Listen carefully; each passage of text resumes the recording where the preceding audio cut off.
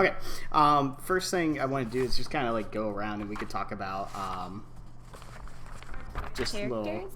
Well, we'll talk about characters in a little bit, but first I want to talk about like our experiences with Pokemon because it will definitely help us kind of. It'll help me as the GM to kind of build the world for you guys. So, Amanda, why don't you start? With experience with Pokemon? Yeah, like recent, past, you know. I mean, well, most recent, I've been playing Pokemon Shield, which is where I got the name for my current character. But besides that, there was the old computer game. Rachel, do you remember? It was like the old computer game, but it was like a card game. I wasn't good at it, but actually Pokemon, like the trading card game. Yeah, and then I played a lot of Pokemon Yellow, because that was the one with Pikachu, I think. And then Pokemon Gold, because that was the one with Ho-Oh. And I think Pokemon Red? Is that what that one is called? The one with Charizard on the front? I think that's it, isn't it, Rachel? Because that was yours. Okay. Bailey, did you hear all that? Yeah, I was listening. Okay. All right, cool. Well, and you've been watching that new series. The anime. Oh, I have been watching the anime. The new one. You watched the old one too. Mm-hmm. We had a VHS of Butterfree going home. I'm very sad. Bye bye Butterfree. I think that's what the episode was called. Bye Bye Butterfree. It was called Bye Bye Butterfree. Not wrong. All right, cool. Rachel, why don't you tell us a little bit? Mine's almost identical, except I have not played the new games yet. I kept up to the point of like Black, I think, and Black was the last one that I played. I really haven't played or watched Pokemon in a very long time. I mostly kept up with Gen 1 and Gen 2. I played Gold till I broke it. I watched the anime until I broke my VHS tapes, and I think the most recent Pokemon thing that I've done is probably Go, and that's about it. True that. So you did play up to Black. That's good. Up to. I did. I'm not very 5? familiar with any of like the Pokemon generations after like Gold, though. I'm like a fossil. That's completely okay, and that's why we're doing this. Jesse, let's hear your side of this. Hello, I'm Jesse Kaiser, 20 years old. I live in Cambridge. Don't laugh at his jokes. It's not a dating profile, Jesse. I'm looking for a girl who likes long dogs. Okay, sorry, just go. Who likes... No. I played some Pokemon on the Game Boy and watched a few Pokemon movies when I was really little, but I've done nothing since. So I am very new. Destiny Deoxys. Oh. It was your movie, wasn't it? Destiny Deoxys. Yeah, that movie. I love that movie, but all the Pokemon I ever played was, when it was like on like the old brick Game Boy when I was playing on that thing before I dropped it and broke it. And but yeah. Well, cool. So really, Jesse, you're mostly familiar up to, I'd say, about Gen 3. It sounds like, if it was mostly on TV or through TV and movies.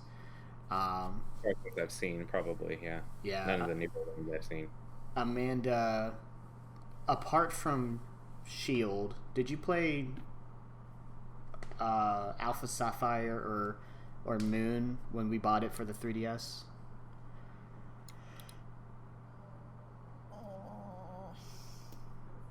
I don't think so. Okay, so really the last game you've played is probably Gold, right? Last one that wasn't on Switch. Yeah. Probably. Gold is probably the last one I played. Okay. And Rachel said Black. So for me, just to throw it out there, I stopped playing after Diamond. Diamond was my last game, and I really kind of felt like I left it. Like, I thought I was just gonna grow out of it. And the thing that didn't help is that, like, I had not the generational, that's a bad word to use for Pokemon, but, you know, like, the growing up thing where I look back and it was like, oh, look at this, they're just coming out with stupid Pokemon now, it's all stupid. And I kind of boycotted Pokemon for a while, and then Gen 7 came out and they started doing regional variants, and they started doing all this neat stuff, and I really liked it. And then Gen 8 came out and it was even better. So I've only recently got back into Pokemon, and you'll notice, I mean, I'm not going to release like a Pokédex. You've seen the starters, but I'm really trying to keep it very open mind, or like very mysterious, I guess you could say. Like, you're not going to really know what Pokemon are around, purely because for the fun of it. But if you were to look at the Pokédex, you'd notice there's a lot of early Pokemon, and then there's a lot of later Pokemon. In that Gen 5, Gen 6, there's kind of a drought, just because I still kind of hold a grudge against it. But I completely forgot about the movies. I watched all the movies. I don't think I saw any of them in theaters. No, that's not true. I did see Pokemon 2000 in the theaters. Pokemon 2000 was like my favorite because it had the legendary birds. Oh yeah. But I loved Destiny Deoxys because that they were in that city, and it was like Apcol, like City of the Future. It was super, super cool. I really, really freaking loved it. And then and even the like movies and stuff started to grow on me, or like started to wane on me, because they all kind of had the same premise of, oh no, there's a, you know, legendary Pokemon that's going to end the world, but this 10-year-old is going to fix everything. So it did get kind of cumbersome. But that being said, one of the newer aspects to Pokemon, if you are familiar or not, when they came out with the Gen 8 Pokédex for Sword and Shield, there was a bit of controversy because they didn't include every single Pokemon in the game. And I really liked that aspect because the Galar region, the most recent region, is based off of Great Britain, and it seemed that they really tried to justify the Pokemon that would be seen in Great Britain. And so, while developing this game, I kind of kept the same idea in mind. Our region, it's called the Apcol region, Apcol.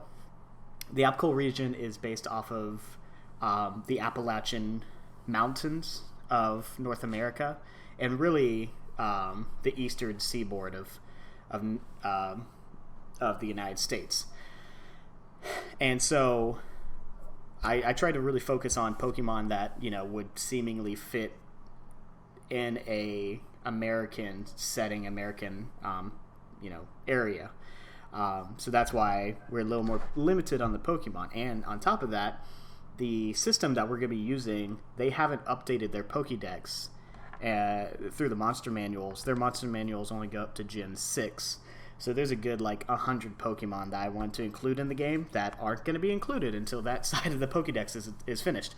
So, you know, if we play this for a really long time, which I assume we would if we really stay into it, those Pokemon might come up in the future. But as of right now, they're not here, and it kind of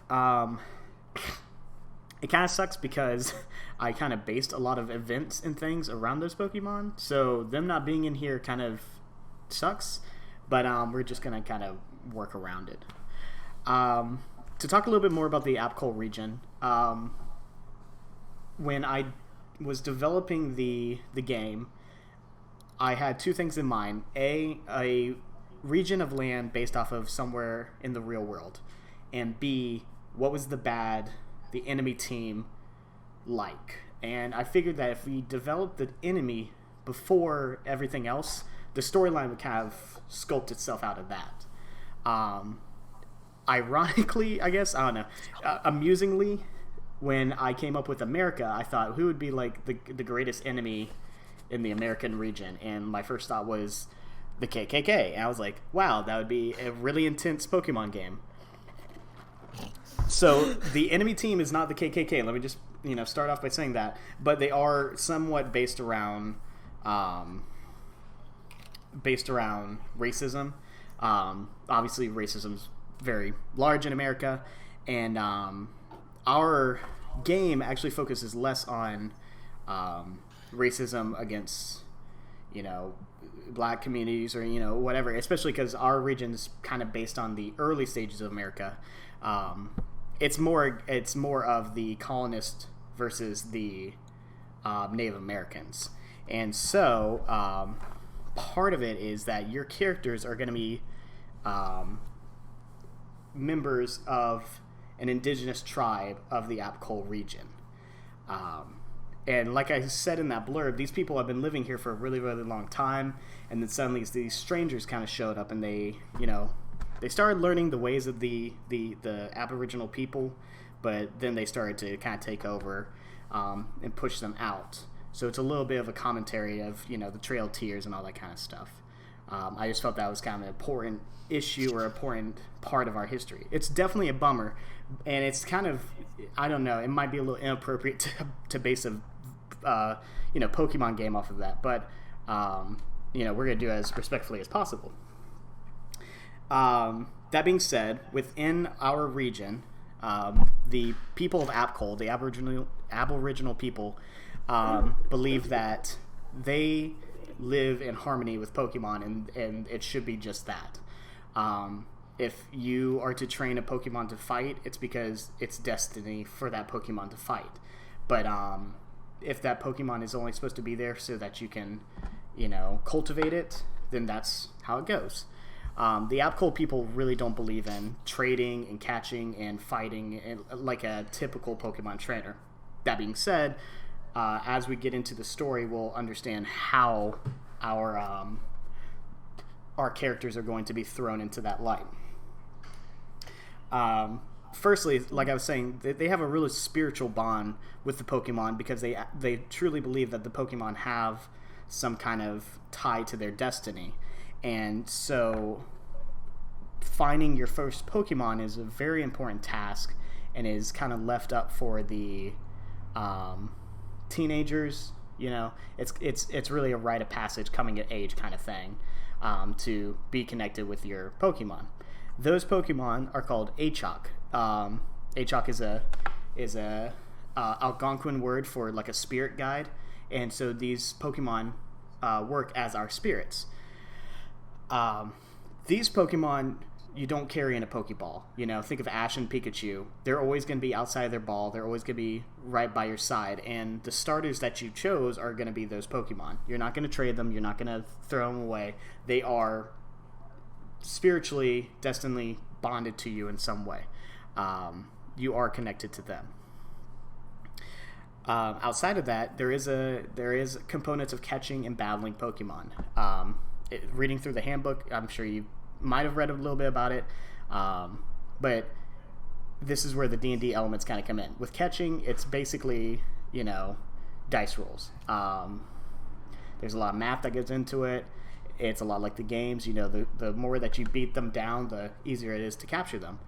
But a lot like the TV show, catching Pokemon isn't about like getting them to 1% health. There's a little better statistics in this situation than it is in the video game, because in the video game it works off precise math. This works off of chance, which can be manipulated a little bit. As for battling, again, it's a lot like D&D. You'll roll initiative, and in some instances, we'll find a Pokemon that's a lot bigger or stronger than others, and we'll have a group battle. But understand that if you're focused on catching a Pokemon, you have to do it alone. You go one-on-one with this Pokemon. So if we find a Charizard out in the wild, it's going to be super, super strong, really hard to take down. But if you want to try to catch it, you absolutely can. You have to do it alone. And we'll kind of make those decisions as we go. Likewise, if there's a Caterpie in the wild and no one wants to catch it, and all three of you want the experience points, all three of you can kick its ass, if you want to, which is like completely brutal and awful, but that's how it goes sometimes. The way that the game is kind of developed, I don't know what the right word would be, the way the game is going to be played, basically, is a lot of information is done by word of mouth. Like I said, this is supposed to take place kind of like the 1750s of America.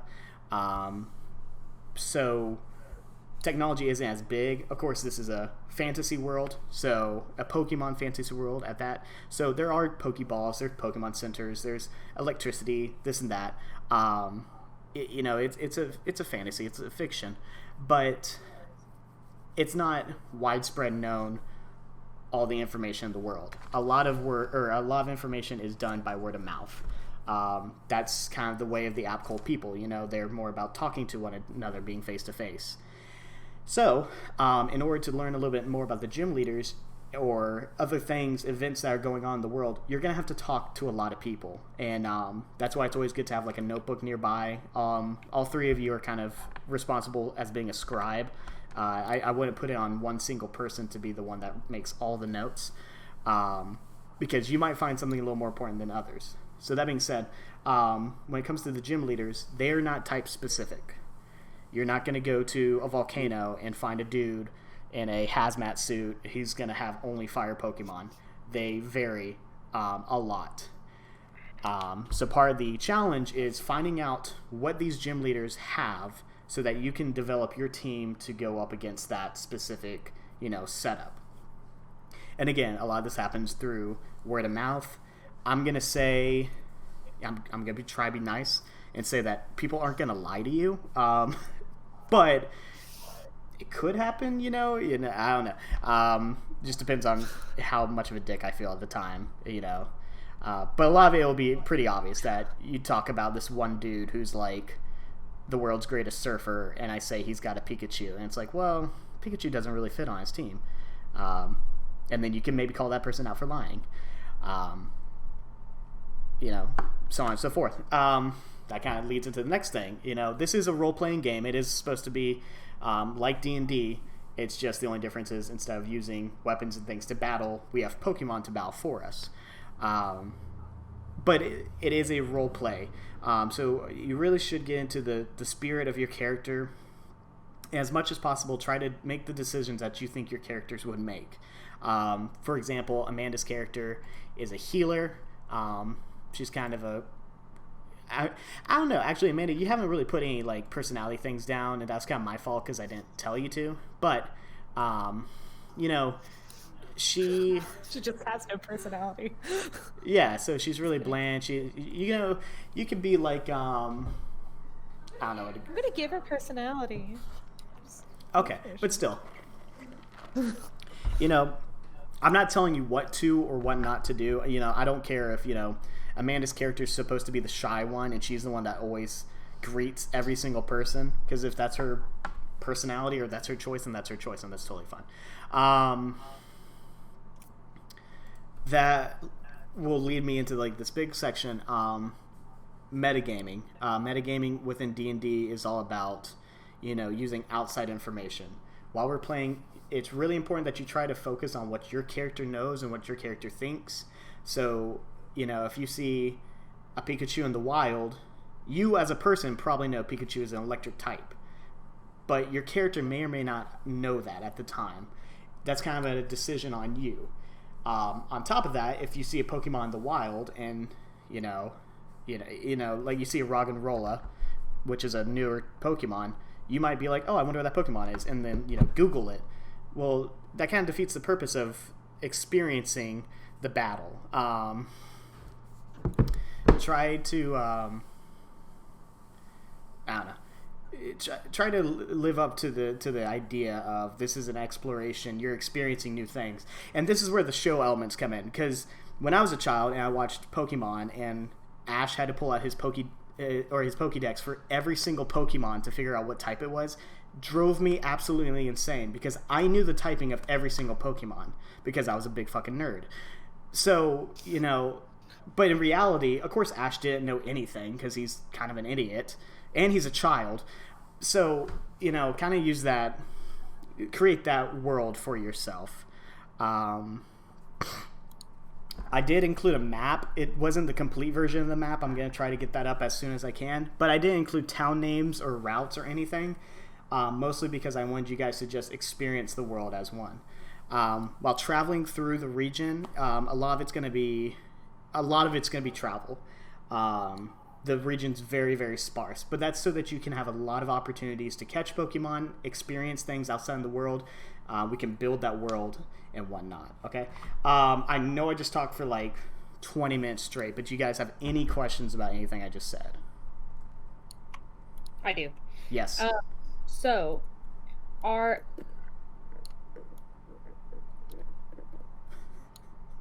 Sorry, I have my notebook open and I just like... It's okay. Amanda started sucking on her drink, so like you just like stopped talking and then Amanda popped up. It was like... it was perfect.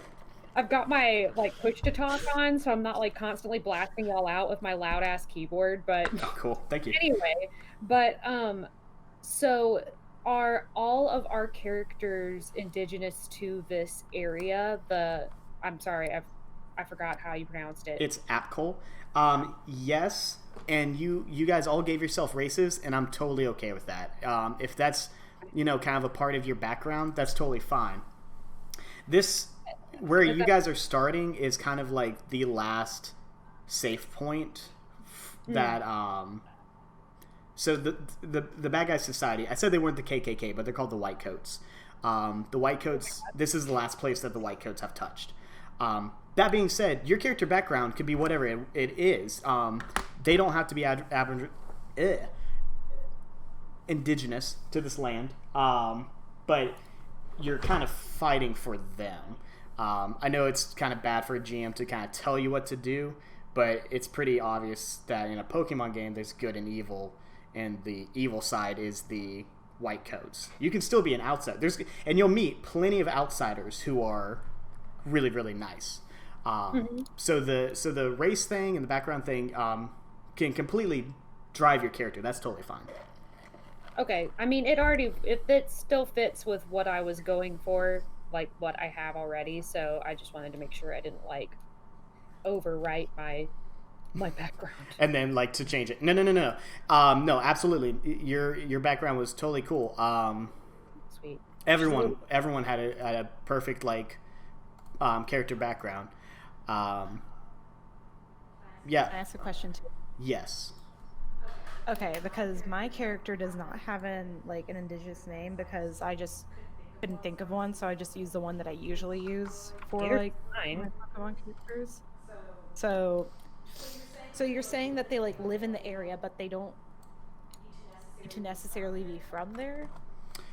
Right. Okay. Well, hold on. I think I could.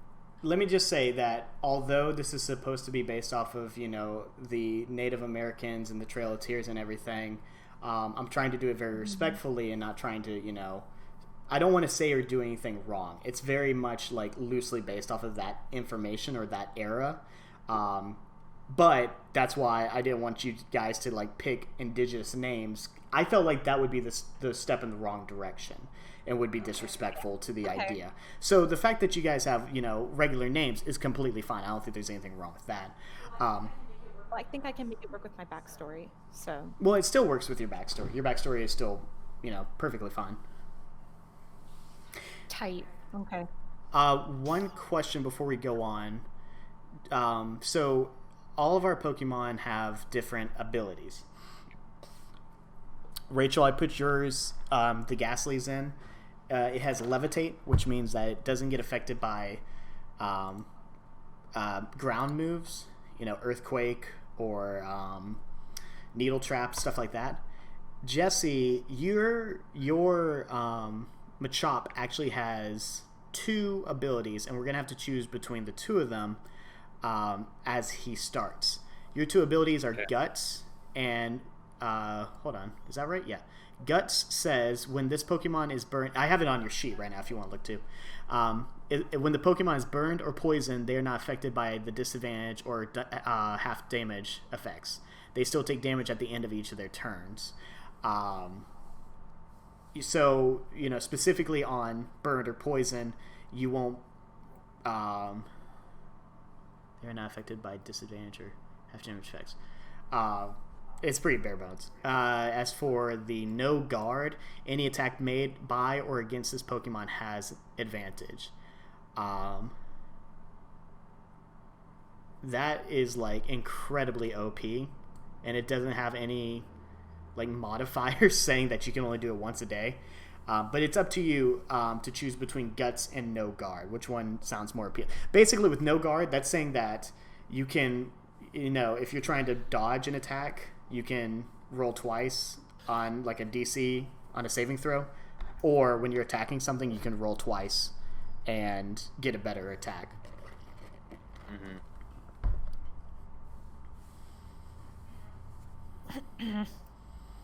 Sure. Okay. So which one sounds better to you, Jesse? Guts or guard, or no guard? Who's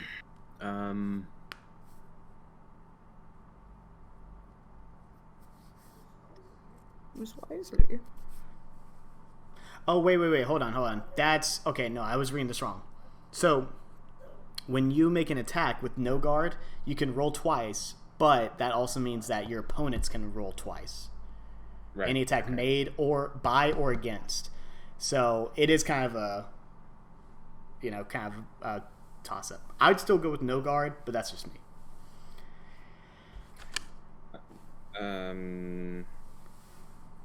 Yeah, sure. We can go with that. Okay, we'll do that one. And reading the handbook is kind of difficult sometimes, but it sounds like you might gain a different ability when you evolve. Also, I'm taking away held items for now. We'll get back to those in a little bit. Okay. Did y'all have any more questions? I did kind of just jump in there.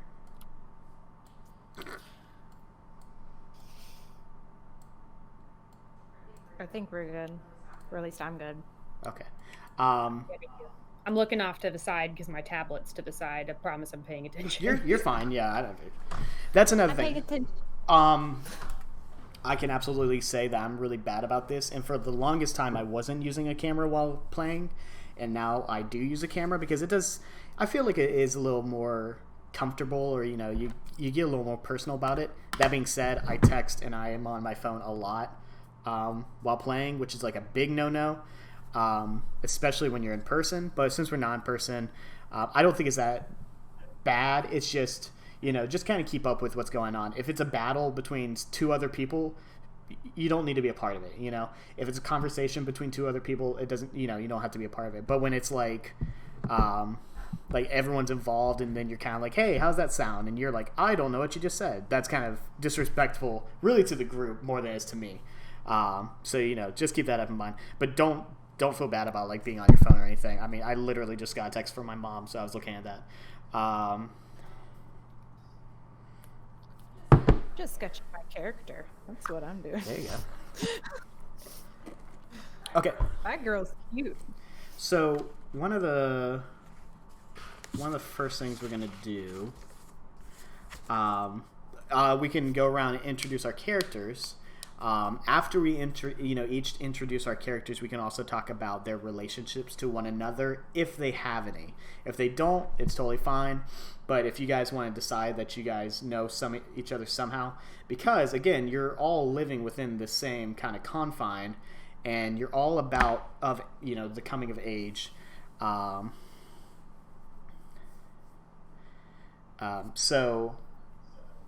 you can make those decisions if you want. Otherwise, we'll just kind of take it as it will.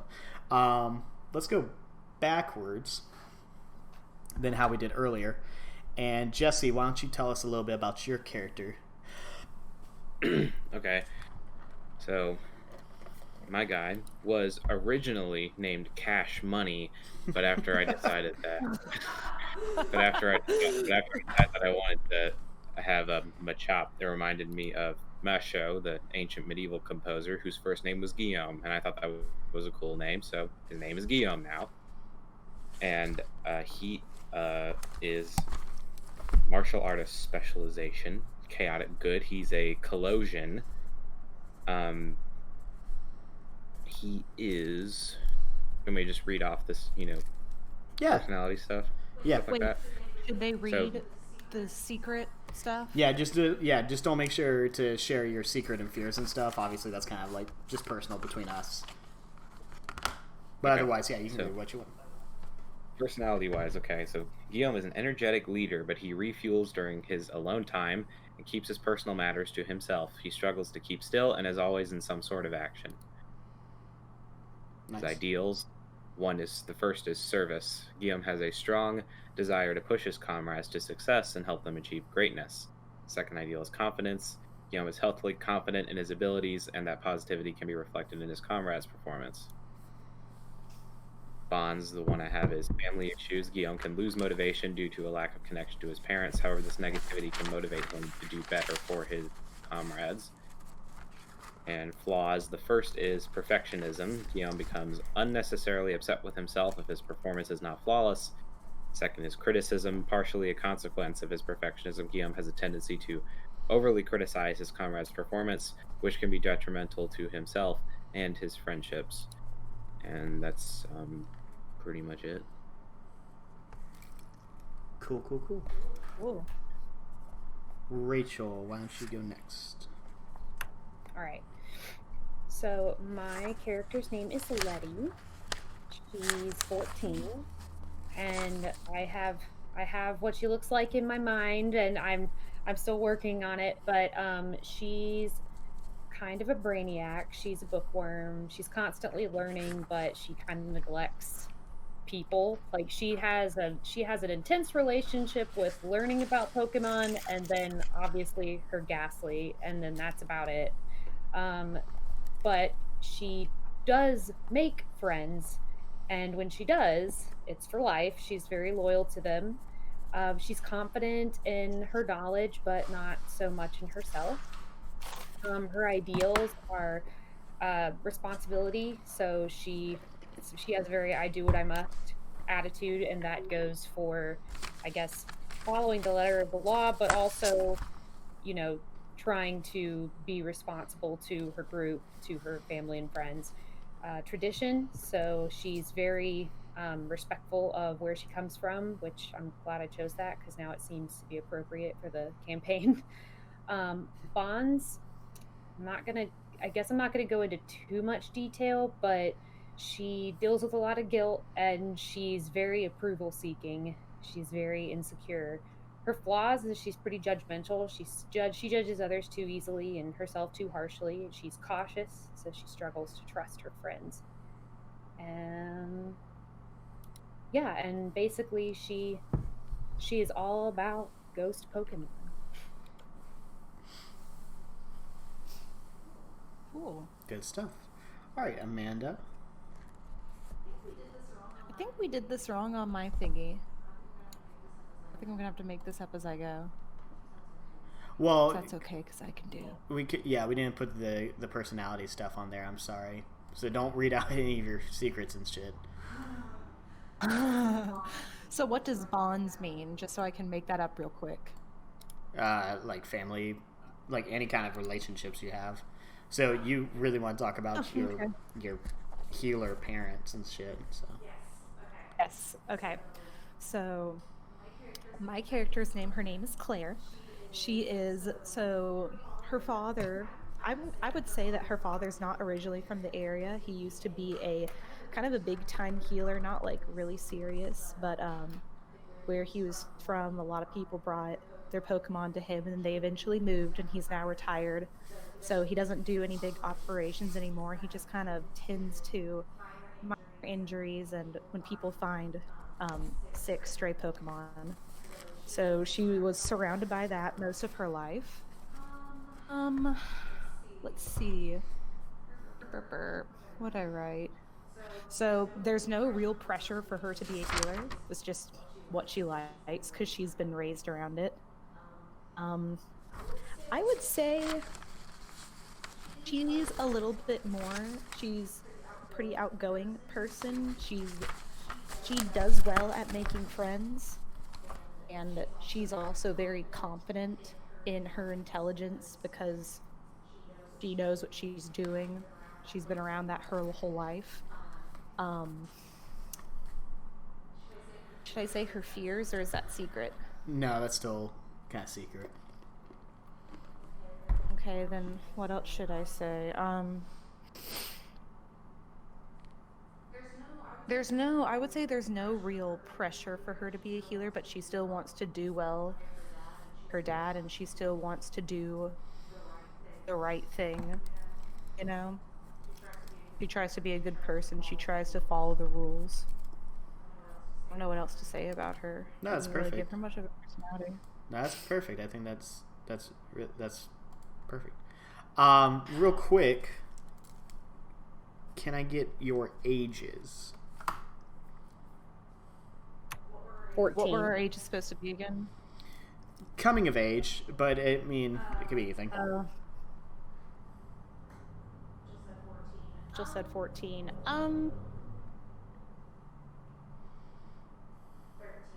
13. Okay. And Jesse? 15. Perfect. 15. Wait, why am I the youngest?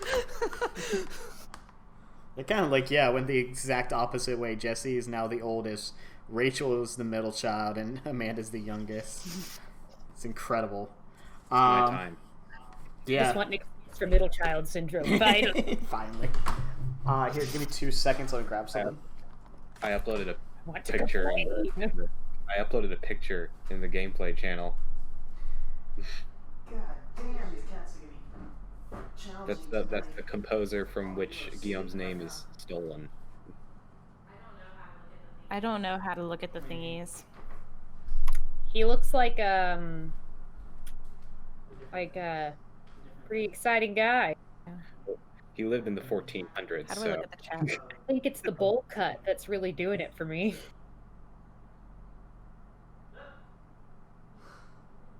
Is that what your character looks like? Does he have a bowl cut? yeah, you can envision that. Yes, that's you can base that. Please God, let your character have a bowl cut. Oh my god. We'll call you Friar Tuck. Friar Tuck. I'm not gonna lie, I've already totally decided what my character looks like, and she's pretty cutie. Oh, Mine mine is cute the too. evil French composer who lived during the Black Death. He looks like he lived during the Black Death. Oh, really? I forgot to say something about my character that might be pretty Say it. vital. Because I was saying that she's outgoing and that she is a friendly person. She's also a people pleaser, which cannot always be a good thing. I'd say that's one of her flaws. She tries to make everybody happy. That's a good one. All right, I'm just gonna kind of go around. I stole this from Kids on Bikes. It's a new system that's come out recently. It's basically D&D, but it's kind of like D&D for Stranger Things or like E.T. Like you're playing kids on bikes, you know, going on a summer adventure. And one of the things that they have in this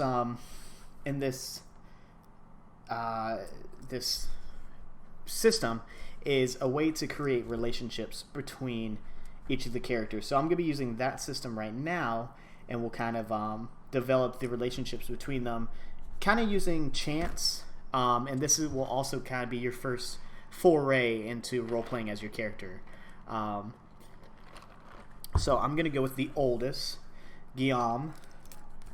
And I'm going to ask you... Bowl cut. He looks like Mr. Crocker. Like chin out. He looks like he's gonna sell me some essential oils, Yeah, he honestly. does. God, this is making my eyes What's twitch with those again. feet Holy too? shit. Like one foot's like twice as big as the other. He has 3 people standing to the left of him in that picture, and you think he's their muse. Oh, okay, I see. He's the most attractive of the. He has 3 people left who are listening to him. Like flippers. It's one of those flipper babies. All right, so Guillaume, just yes or no. Do you know Letty I'm gonna spell your name wrong. No. Okay, that's totally cool. Let me actually write your name correctly. Well, fuck you too, man. Can I know, That was Letty? the first thing that came to my head. It will. Amanda, it'll come to you in just a second. Chill out. This isn't about you. It's always about me. No, I'm just kidding. So you're gonna answer. Holy crap! 2 questions. If I can get to the right section. His phone just went off. Mine. All right. So Jesse, Sup? what wonderful thing did Letty do that the whole town was talking about? That the whole town was talking about? Mm-hmm. She helped the needy.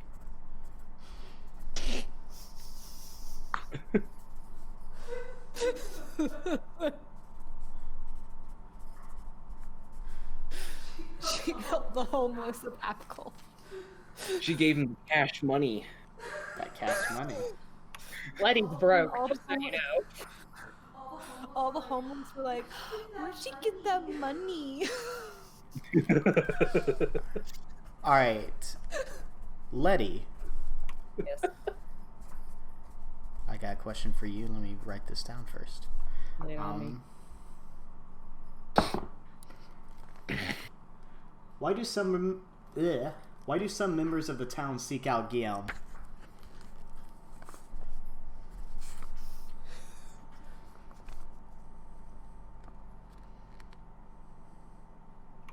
He is gregarious and quite the sportsman. Because of that bull cut. It's aerodynamic. Like to kick balls. Aerodynamic. Oh, I thought you meant like he was getting laid, like that kind of stuff. Oh my god, Like he's soccer balls, you 15. pervert. He's like 15. I forgot that we're kids. No, I guess I gotta do it this way. Actually, let's do it this way. Amanda, do you know Letty? Sorry, Claire, do you know Yeah, I Letty? know. Yeah, I know Letty. Okay. I have to write all this down. Oh, let me turn to the right table though. Do you know her because in a positive or a negative way? This is positive. Okay. Bud, stop chewing on fucking Yes. plastic. What, Amanda, what does Claire and Letty have a mutual of? Like maybe it's a weird fascination of something. Well, Rachel, what were you saying about your character? Because your character sounded a lot like my character in one instance. What does she do again? Letty's more scholarly. She's... I mean, I definitely am like a people pleaser on that aspect, but I'm like a nerd. Like I use words that I don't know what they mean. Mm. I think maybe because Claire is very secure in her intelligence, I think that I like that about Letty, you know? Mm-hmm. Great minds. Great minds think alike. Great preteen minds. Yeah. Mm-hmm. I'm gonna go on the opposite of that. Oh, go. You just got here. I got chicken nuggets stuck in between my teeth. Letty. Chicken nuggies. Yes. Oh God. What is this question is deep. What does Claire have that you want to take from her? Could be literal, it could be figurative.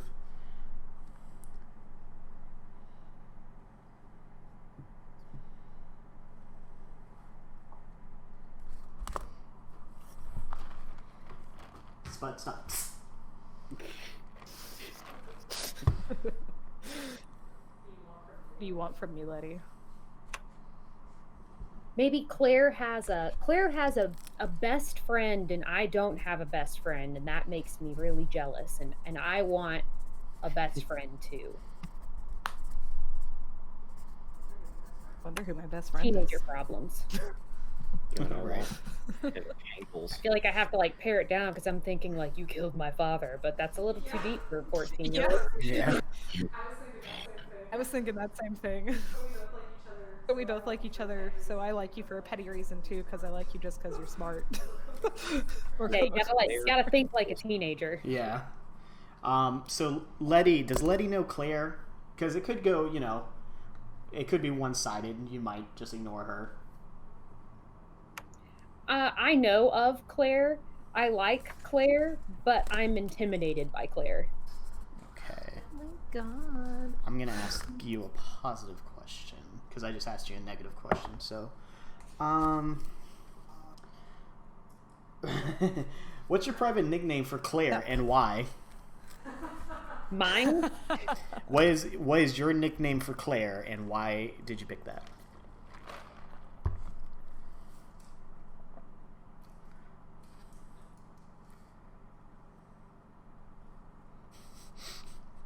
I thought it froze because Jesse was just sitting in one position.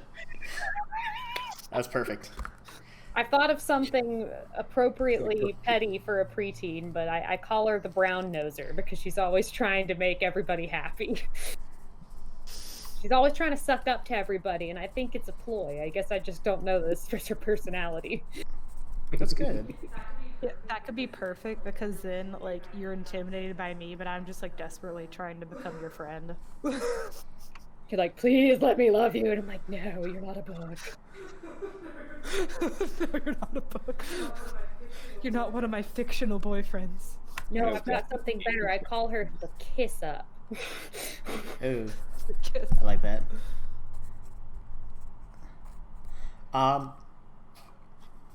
Last two questions. Guillaume, do you know Claire? Yes. Okay. And is it in a positive or a negative way?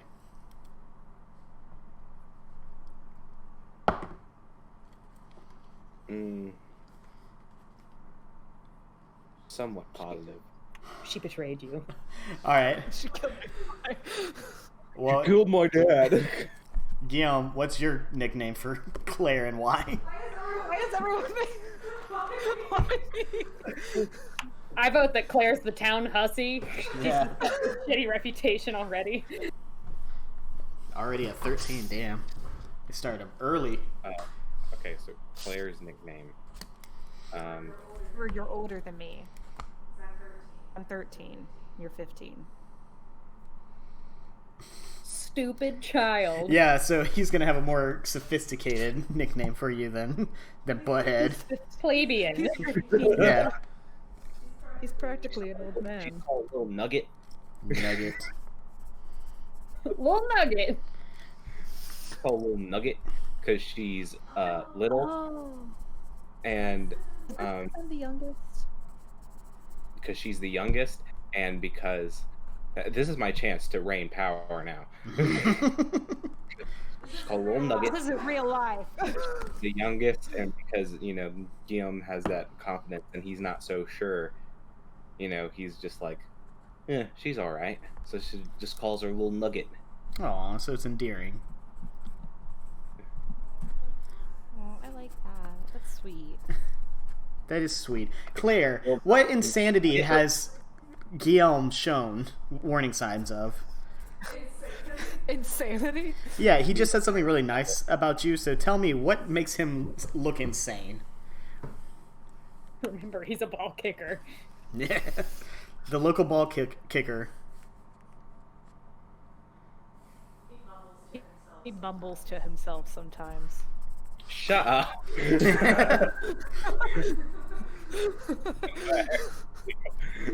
All right. Now we're going for personal facts. All right, that's cool. Nice. I think it fits your character, you know? Because you're a perfectionist. That's So true. maybe like when you're being harsh on yourself, you mutter to yourself. Yeah, it's an you know? insecurity. Yeah. Little nugget. All right. Maybe a psychopath. I'd be a psychopath. Shut up, Can little I ask an important question first? Yep. Rachel, are you drawing your character in Pokemon style or normal style? Anime. So normal. Okay. We can go now. Normal anime or Pokemon anime? Pokemon anime. Look, Pokemated. Pokanime. I love how you just assumed that anime is my default for everything. I know. I caught that too. That's a shitty The eyes thing. are the size of dinner Yeah, plates. think that. I'm doing mine Pokemon anime style. I just stole mine from the internet. You stole yours from real life. Yours is an unfortunate death guy. In real life, yeah. Can his nickname in the game be Bolka? No, No. I actually thought of this. His nickname, because it's Guillaume, which is French for William, his nickname is Willy. Willie. Oh. Willie the ball kicker. Actually, I'm gonna, Kicker. Willy the Pokeball kicker. I am gonna write that down because I know I'm gonna mispronounce Guillaume every single fucking time. Did you write down everything I said about my character? Because I definitely didn't remember it. Yes, I did. Yeah. Okay, we should start. Okay. Supposed to be writing. Right. Yeah. Okay. We start like many stories in the dark. Then suddenly light, like a blink, everything came into being, including the planet on which we live. But, like its sisters, she was dark. Then Mother Gaia breathed air into her and created life. Many say it was Mew, but it was grass, stretching high to the sky, dreaming of touching the clouds. With enough determination, the grass grew arms to grab and legs to move, the fins to swim and the wings to fly, and fire to grow, and thus we had Pokemon. One day a strange new creature emerged with the greatest feat of all, a brain to think. Although man was born to know, it had nothing to remember, so the Pokemon taught them to run, how to fight, how to hunt, and how to prey. Man and Pokemon worked and grew hand in hand for hundreds of years. One day a man walking through the wild reached a point where 3 rivers met, and there he saw an Eevee. He asked the Eevee what to do next, but the Eevee told him she cannot choose just one. The man asked which is the right thing to do. She responded, "You'll never know what's right for you until you do. If it's not right for you, it is for someone else. Worry less and live more."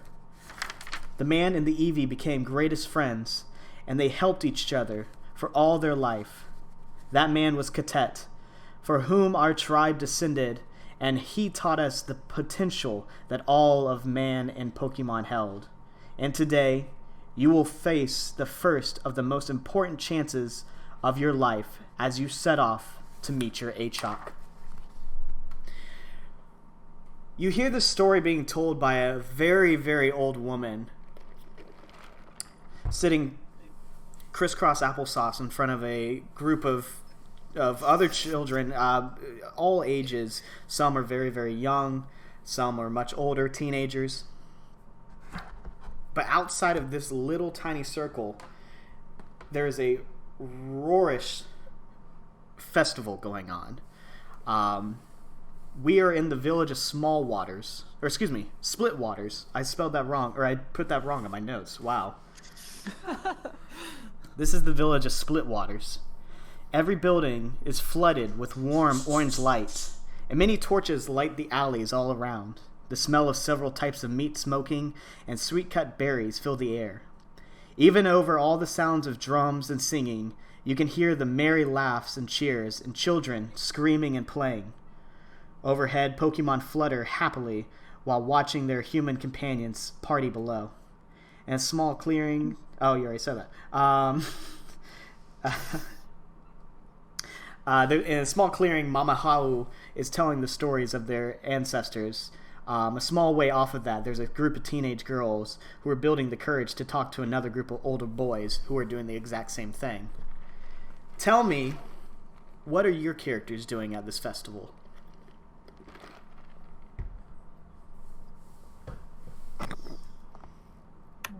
I'm sitting off to the side, looking a little bit uncomfortable. I'm hanging with my apparent best friend that I have. She doesn't need a name, or he doesn't need a name. Says that it's a boy. I said she or he. Hanging out with... Oh, okay. I'm hanging out with my best friend. We're talking. What's Willie doing? Good old Willie is going around to different circles and just having some chats with everybody. A social butterfly over here. He's getting ball. Let me look at something. Letty, roll a stealth check.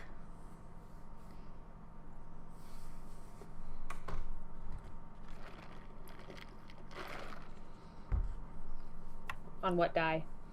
D20. Okay. 3. Was that with your modifier? Okay, wait.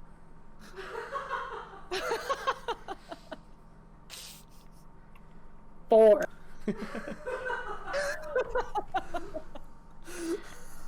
Wait. So you're sitting to the side, trying to, be invisible. And Willie comes up to you, and he says, "Happy Cadet Day." I don't know what this festival's called, so we'll just go with that. Happy Cadet. How do you respond?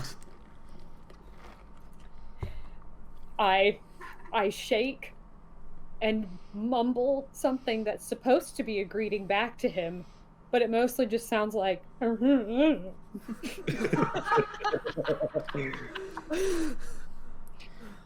Sounds about right. It's supposed to be friendly, though. I have good intentions. Willie, how does this make you feel? A bit taken aback, but intrigued nonetheless. I am intriguing, indeed. Do you say anything to Letty?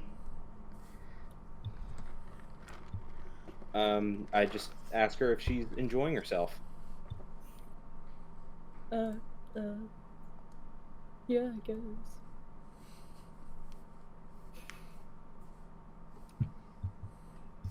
You can keep the conversation going. Keep it going. What does Willie say next? What brings you here?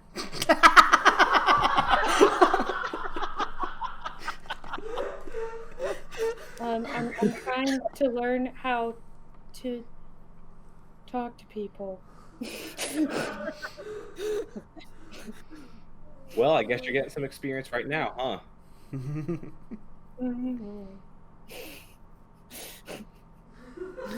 have any friends? I guess so. You have any friends with you? I brought a book. Oh my fucking god. What's the book? Damn. My How to notes from attend my a party nature for walk dummies. yesterday. What'd you say? My notes from my nature walk yesterday. Would you like to see them? Sure, if you would like to share them. Sure, if you look right here on page 5, you can see where I took these notes about this Pokemon that I saw, and it was flying through the air. And if you look really closely, you could see my observations that I wrote down. I have a hypothesis about why this is, if you'd be interested. Sure, hit me. Some way off, Claire and her best friend are kind of just, scoping the area out, and she sees William and Letty talking, and her best friend elbows her and says, "What do you think they're talking about?" Well, I look up to Letty, so I'm gonna say, knowing Letty, it's probably something really smart. Nature walks. Lame. Your best friend says, "Well, knowing Willie, I'm sure it's not." Oh!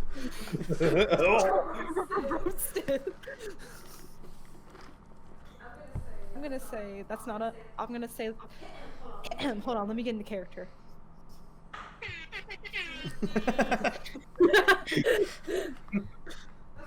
That's not a fair thing to say. You don't know Willie that well. Damn. Yeah. I guess You're a only diplomatic teenager. I guess only the pretty girls know Willie then. What? Oh, nothing. Hey, let's get some cakes.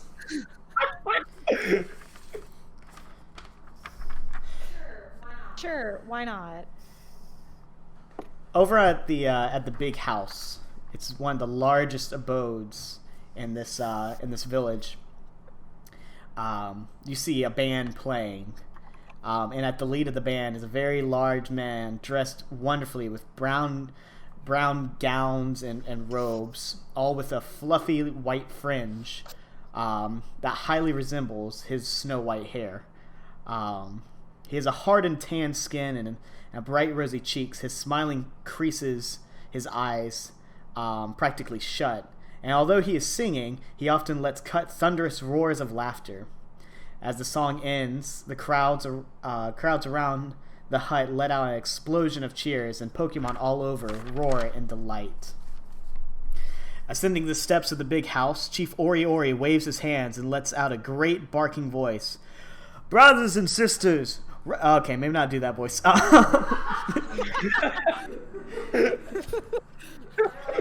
like Brothers!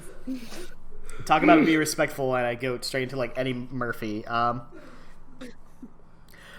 trying. Okay, brothers and sisters, raise your voices to Katet as we celebrate yet another harvest. The crowd erupts louder than ever. Several fire Pokemon spew blinding pillars of light into the cool evening sky. Chief Ori continues. It is once again time to send forth our brave boys and girls through their rite of passage to meet their Achak. More cries of approval. Among them, there are many cheers of Kawaii. Where are the children? Chief Ori asks, and you approach the steps. Who, in what order do you go? Do you try to be at the front of the line or the back of the line? I go in organically, so I'm probably somewhere in the middle. Okay. I shuffle behind her because I'm a follower. I try to get to the front of the line. Front. I knew it. I knew it, Willie. Willie. God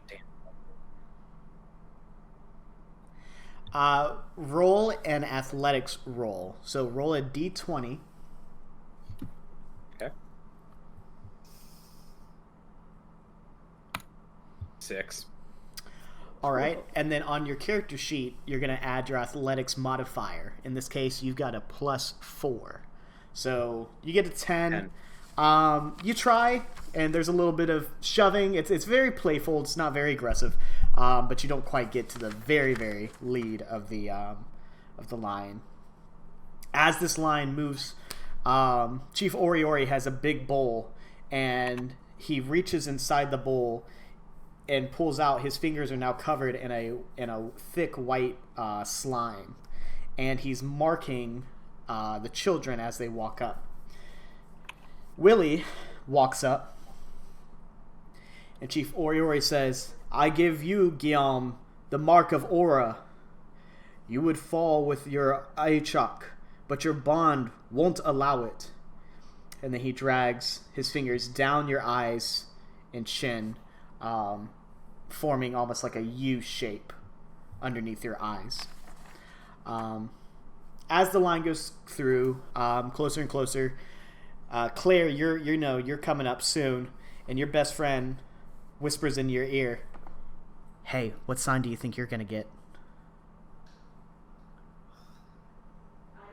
I don't know. I guess whatever sign he decides to give me.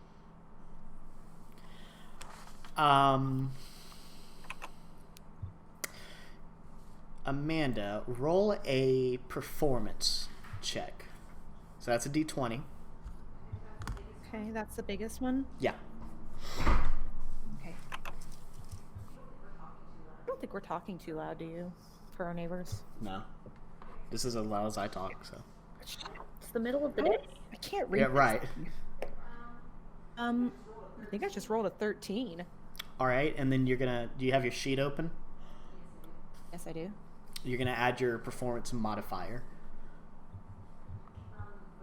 What is this for again? Performance. Performance.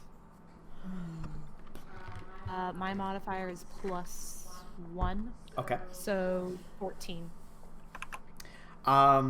So your best friend kind of gives a smirk, but she's kind of. I'm doing my best here. Accurate. She's a teenage girl. Right. It is very accurate, and of course, my character would just go with it because she doesn't want to cause drama. Exactly. So, yeah. So your best friend kind of like smiles and backs away, but she realizes that that you're being a little more confident about this. You're kind of hopeful. You're kind of excited. When you finally make your way to the front of the line, you see Chief Ori smile a little bit, and he says, "I give you, Claire, the mark of fortitude. You will bond to your Achok without a word." And he takes 3 fingers and drags them across your lips.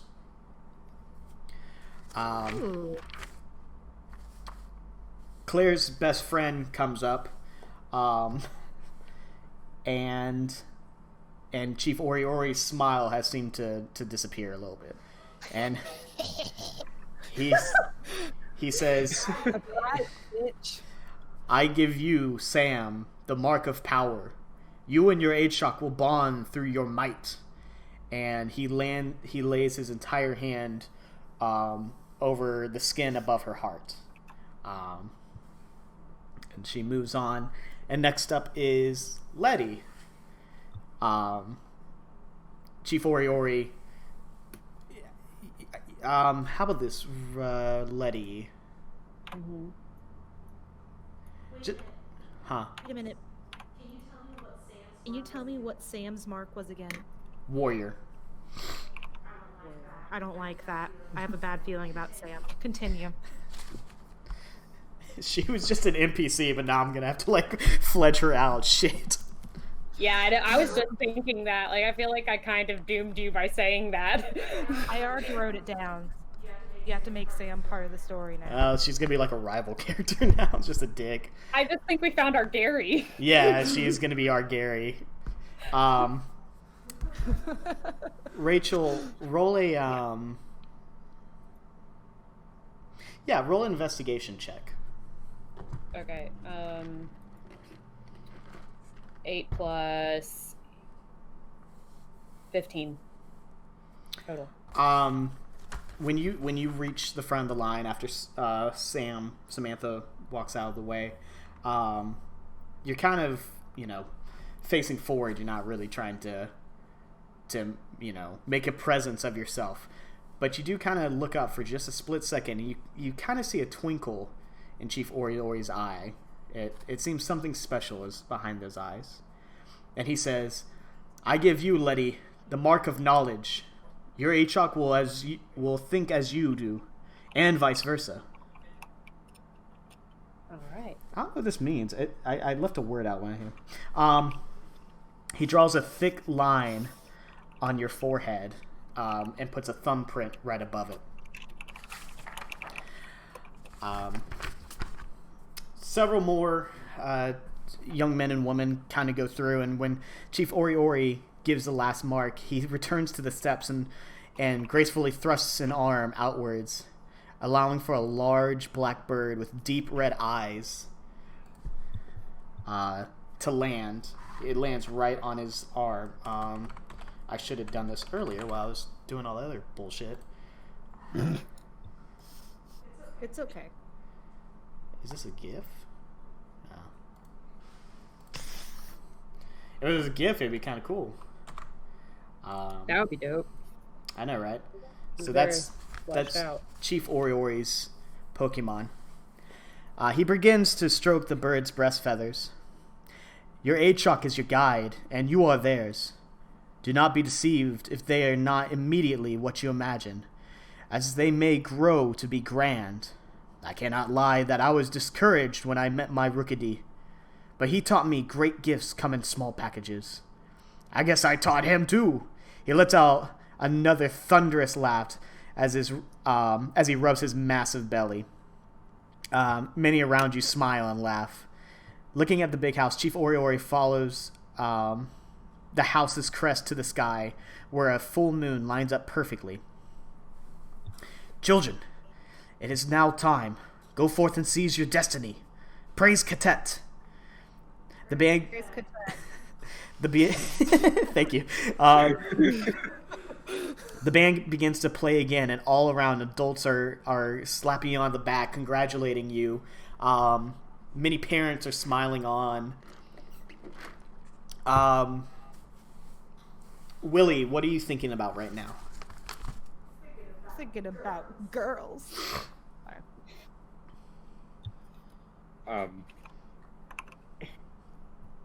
Thinking about how cool that Pokemon was. Interessante. Letty, what are you thinking about? I am pondering the meaning of what Chief has said to me. That my Achok will think as I do. Kind of exciting. Yeah. Willie doesn't give a shit. Willie's got a one-track mind. He's already moved on. It's fun. Claire, what are you thinking about right now? I'm really excited because of what was his name? Achok? The chief His or name? Ori Yeah, Ori? the chief. Ori. I'm excited because of what he said to me, but in the back of my mind, I'm kind of worried about my best friend because because what he told her made me feel uneasy. Okay. You're writing your own tragedy, my friend. Yeah. That's what I'm here for. This girl's gonna like stab your parents or something. I wonder where my mom is. Well, she's in the crowd and she smiles and she gives you a little side hug before, telling you go. So my mom does exist. Yes, all your parents do exist, for the most part. What? We'll discuss it later. But you set out right behind the big house. In the village, there's a very tall log wall that acts as a kind of barrier between the village and the outside world. But right behind the big house is a big opening. It's not a door or anything. It's just a clearing to walk straight into the woods. And off you go. On the walk through the woods, several of the kids are singing while you're still trying to struggle with the things that you're thinking about on the way out. It's very, very dark, close to midnight, if not midnight. It's there's not really any lights in the woods, but all of you seem to just know where you're going. You're all heading straight forward.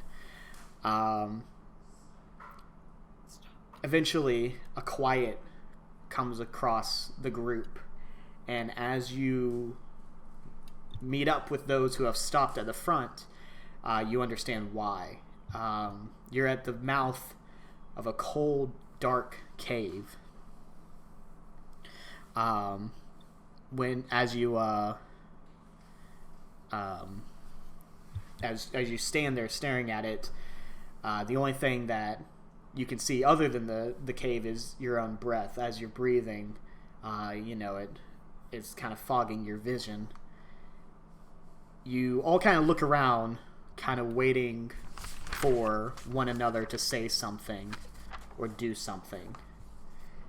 And this is when, as weird as it sounds, we're going to roll initiative. So everyone roll your d20 and add your initiative bonus. It's underneath your AC on your sheet. Okay. Initiative, you said? Yep. 21. Fuck. Where's that? Under your AC. I think yours is 0, Amanda. So just roll a d20 in. Oh, I got an 18. And Rachel got I 21. got 3. Is that with your bonus? Yes. Holy shit. Okay, so you rolled a 1? Yeah. So just to say real quick, outside of combat, specifically in combat, a 1 is a critical fail. So if you roll a 1, you're not going to be attacking. Depending on how kind I am, it might mean something bad happens also. It's kind of like, you swing your axe and you roll a 1 and you miss the goblin completely and stab your shin instead. And so, yeah, so it just depends how nice I'm feeling at that day. But the opposite of that, if you roll a 20 naturally, that's a crit, and it will do double damage. Outside of combat, usually a 1 and a 20 mean nothing. Mm-hmm. But if you nat it, if you roll a natural 1 or a natural 20, always just kind of tell me, because it may, determine what's going on. In this situation, it doesn't. So Rachel got a 21. Amanda, you got an 18. Yes, sir. And Jesse got 1. Okay. Letty, feeling slightly, I don't know, intrigued, for some strange reason, quietly just steps forward and begins to walk towards the cave. Everyone else kind of follows after. Walking inside the cave, it's very dark, very cold. Through the darkness, because you've been kind of walking in darkness, you're getting used to it. You're seeing several different alcoves, and you sit there and you kind of just close your eyes for a second and you pick a direction.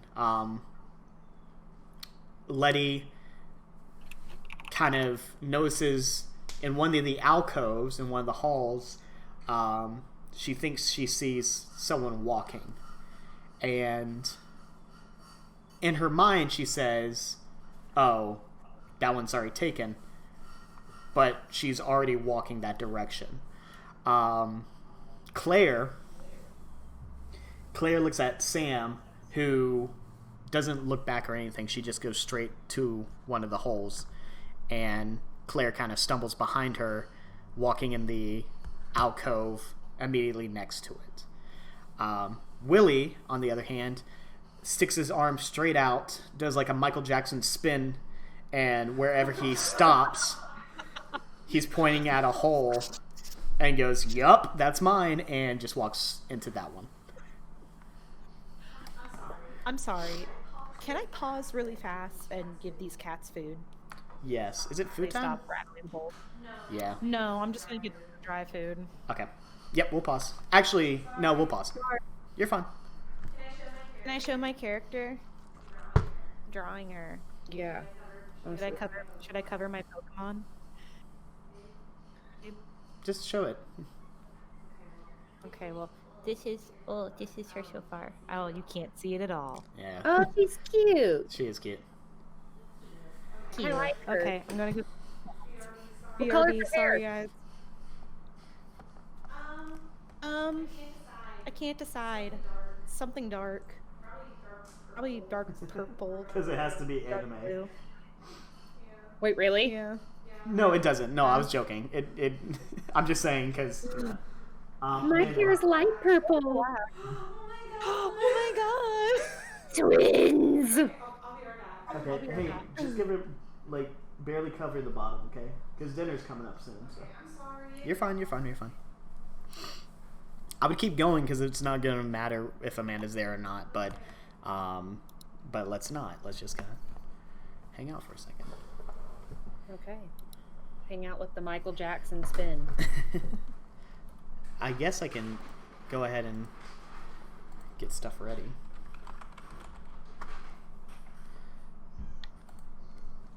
You know, I guess Letty, in moments of intrigue and scientific pursuit, is not afraid to take the lead.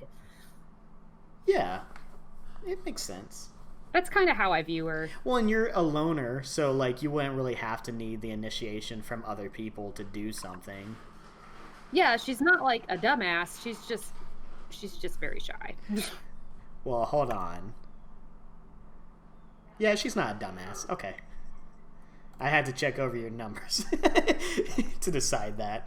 Damn, Yeah, no. you're not charismatic at all, though. Shit. Nope. Exactly why I got high intelligence and very, very, very low charisma. In the middle sections, you and Amanda are very much the same. Oh, really? Yeah. Thank God Jesse's here to kind of balance it out. Because when I saw your sheet, I was like, damn, they're the same character. I was like, oh, God. You and The Rachel. funny thing is, I almost wanted to be a healer. Like, Oh, my God. I was almost a healer. I was like this close. I kind of wanted to keep it a secret, but at the same time, I was worried about that. Yeah. I ended up going a more like, I feel like Yeah. this is more of like a wizard route. Like, Yeah, absolutely. like a mage. Which I never play. I've never played a wizard before, so Ooh. that's interesting. Yeah. Well, so when I was developing this, so the system I was going to use is called Pokemon Tabletop United, and the handbook is like 900 pages. It's an absolute, like, dredge. Like, I don't even understand how people can play that because you have to know so much. That's and a so, ton. well, and like, instead of, so like this has like specializations and like paths and shit. They have sort of like the same thing with the paths, but you have to know so much. Like it's a completely new system. So when I found this system and it was just D&D, I was like, holy God, this is so much easier. But And fifth is so digestible it too already. is. Well, it's so easy to learn. It's so good for beginners. It is, because I will admit, like, I started on Pathfinder. This shit was hard. I was wrong. There was no more coffee. I'm sorry. How'd you drink it all? I had 2 cups this morning. And you didn't know that? No. All right, well, get something. You ready? Well, I made a bunch of classes, and the classes were healer, warrior, leader, and scholar. And then instead of having the abilities, they had traits, and there was only 4 of them. So I tried to like water down D&D for that specifically, and then there was no point because I just found this shit. So I was like, oh well. I like Yeah. it. I was wondering what we were going to do. I was genuinely curious. I've never done any kind of like homebrew before, so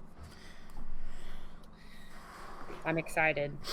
I mean, I am too. This is gonna be really good. We got encounters and shit going on. I'm Have a excited. pancake. Oh my God, Amanda. I have French toast. A vitamin water.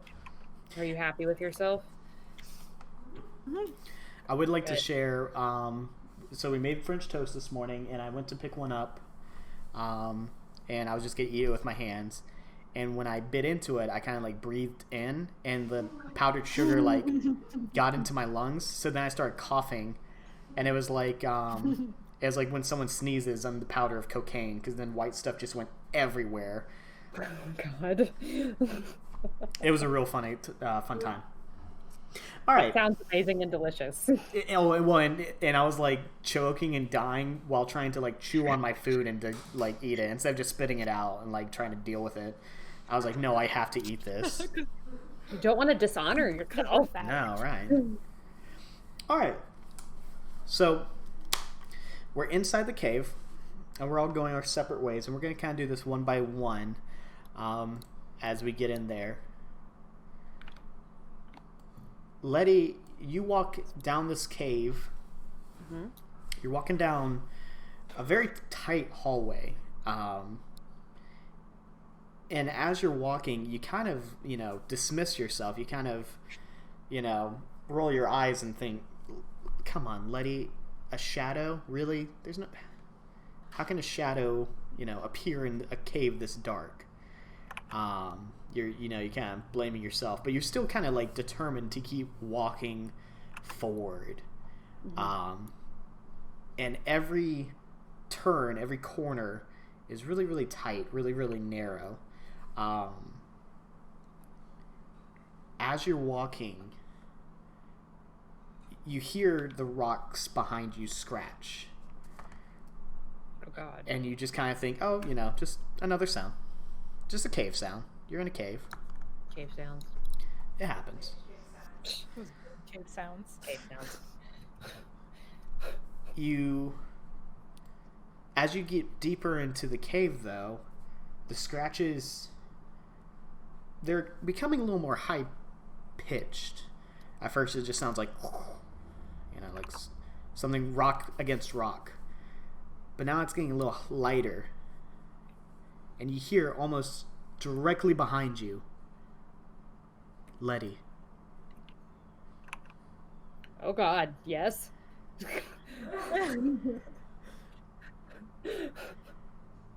There's no answer. And you're at the point of the cave where there's really no turning around.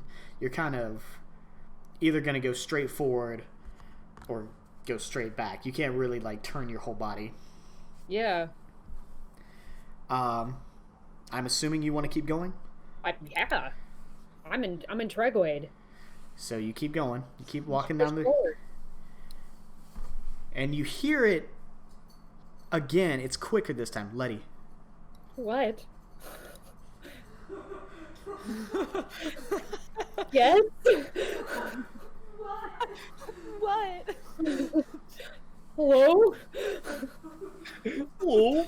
As you snake through the cave, you're kind of getting a little, frustrated at this point too, because the walls seem to be closing in more and more. I'm only so thin. I can't shrink myself. And then you hear, Letty. Yes. Reveal yourself, beast. This one's coming from further into the cave, and it's echoing. And you can hear it echo through the tunnel that you're coming down. Okay, I gotta go find it. As you keep going, Letty dies. hands... You're having to almost use your hands to propel yourself forward through this cave. It's gotten so tight. And then you blink. You blink. You close your eyes, and a split second later... Roll an acrobatics check. Oh no. Alright. That's not a good sign. 11. Okay, when you open your eyes, thankfully, your sight catches up to you before your arms do, because when you open your eyes, your arms thrust right in front of you, and there's no longer a cave wall in front of you. But you catch your balance. And suddenly you're in a small alcove. It's really, really tall. But there's no sight of the sky or anything above.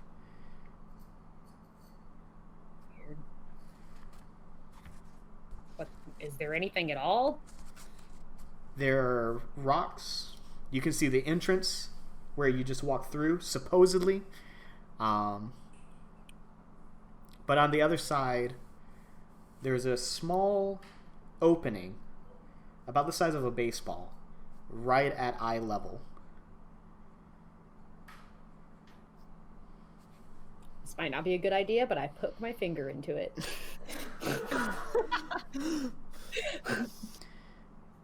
For science. Do you do it bravely, or are you kind of like hesitant about it? How do you do it?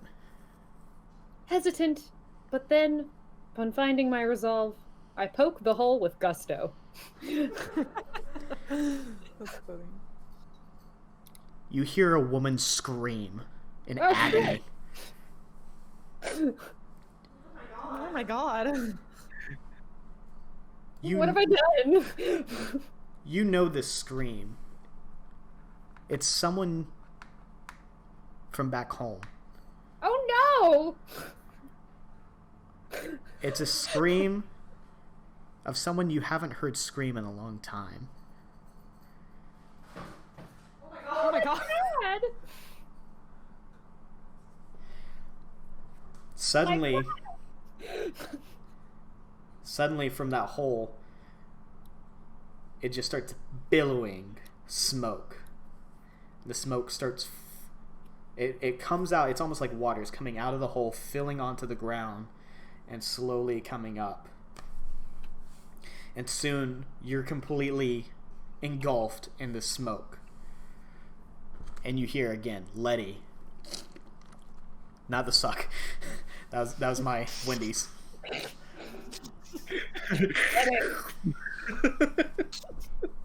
Is this voice the same voice that screamed?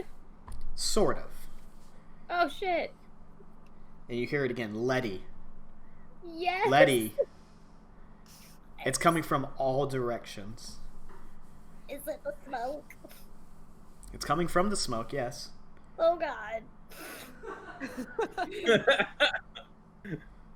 Please don't hurt me. Suddenly you see a pair of eyes from across the cave. Friend? Through the smoke. Friend. Pokemon eyes? They're... My eyes. It's hard to tell, but they are larger eyes. Not quite dinner plate size. But you see a pain behind these eyes.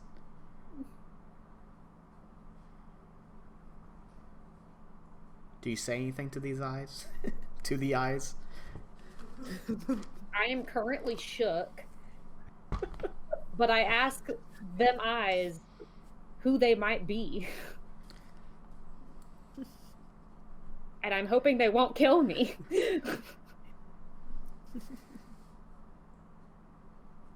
They say very clearly from behind you, not from... Oh god. They say someone like you. Oh, I know what this is. A loner? Someone who desperately needs friends? You see the eyes. Although they're just eyes, you can tell that they just nodded at you. Oh. Well, I'll be your friend. The eyes widen a little bit, and the smoke... It was kind of swirling around you, this tornado-ish effect. It's kind of stopping. And then they give you a look of disbelief.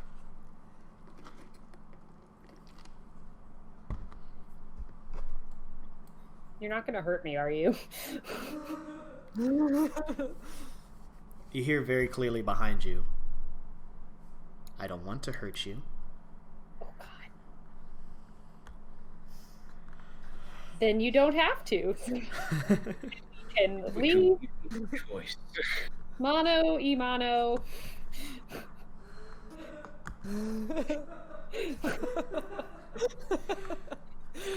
I would like to know what you are, and the disembodied eyes is just kind of freaking me out. But you seem pretty cool. If you don't want to hurt me, that's cool. I don't want to hurt you either. Roll a persuasion check. Oh no. Okay. 12. The eyes are slowly floating towards you. They're eye to eye, they're eye level with you. That's terrifying. But they're slowly coming forward. And they ask,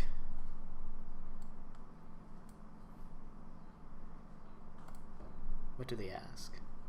They ask, I'm looking at something. Get. That's that. That's me talking to Spud. I know when you're The you hear the voice again from behind you. It's not coming from the eyes. It's from behind you. The voice asks, "Will you accept me?" Yes. Will you accept me?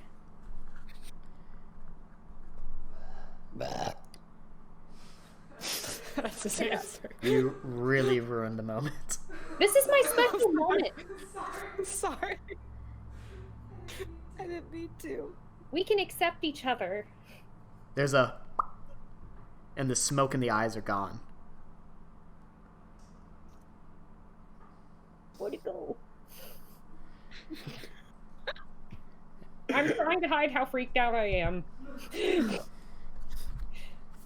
You hear a noise from behind you again. I whip around to face it.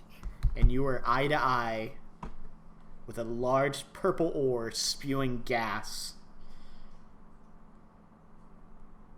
Big giant eyes looking deep inside to you. And once again, you hear that question, will you accept me? Yes. I will. You see the orbs almost split in half as a smile stretches across its mouth, and its mouth opens, and a tongue that's about 3 feet long flaps out of it, rolls out of it, and licks you sympathetically. I love it. In another cave, walking down the hallway, Claire, how are you feeling? Nervous. Because I'm by myself. You can hear these scratches and these murmurs, but they're not quite you can't identify them like Letty's getting. Really, it just sounds like echoes coming from deep within the cave.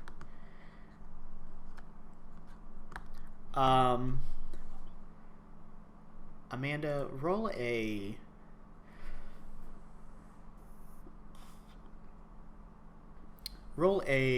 investigation roll. All rolls are d20s. Yeah, skill rolls are going to be d20s. Most rolls are going to be d20s.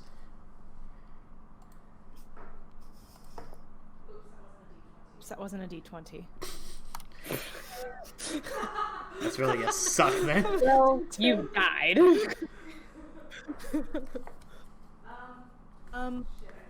Shit, I can't tell what I just got. It's good.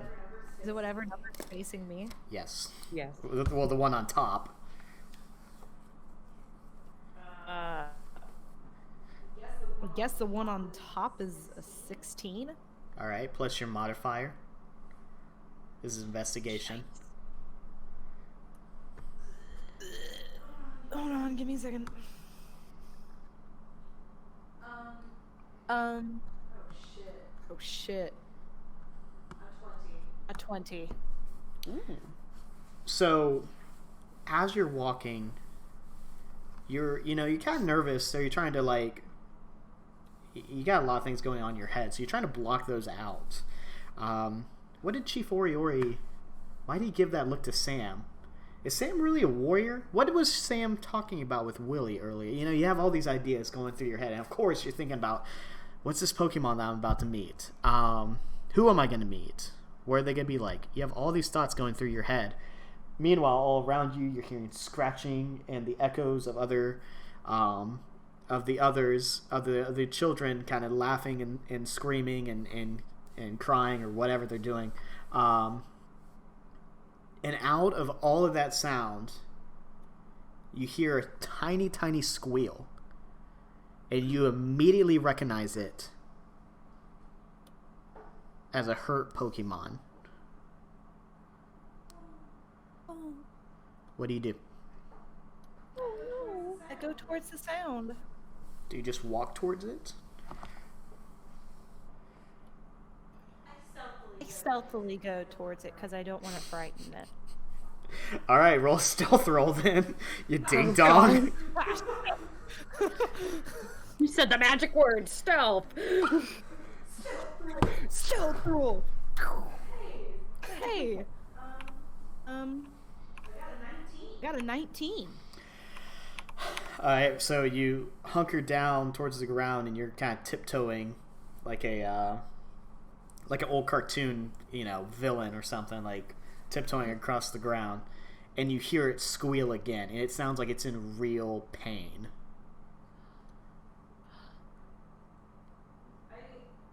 I go faster now. Okay. But I'm still cautious. I'm not trying to startle it, but I'm definitely going fast. I want to help that Pokemon. So you finally reach the alcove, and in the alcove you see it's weirdly very well lit in this room. You can't see a source of a light, but you can definitely see every single aspect of this room. And within this room is a rock. It's about the size of you.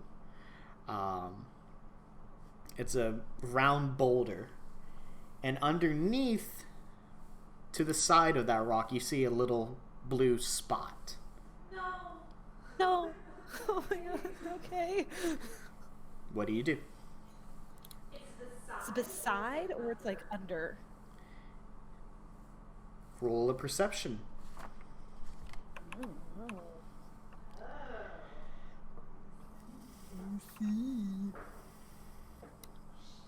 Shit. Am I looking? I got a 4. Which was your roll?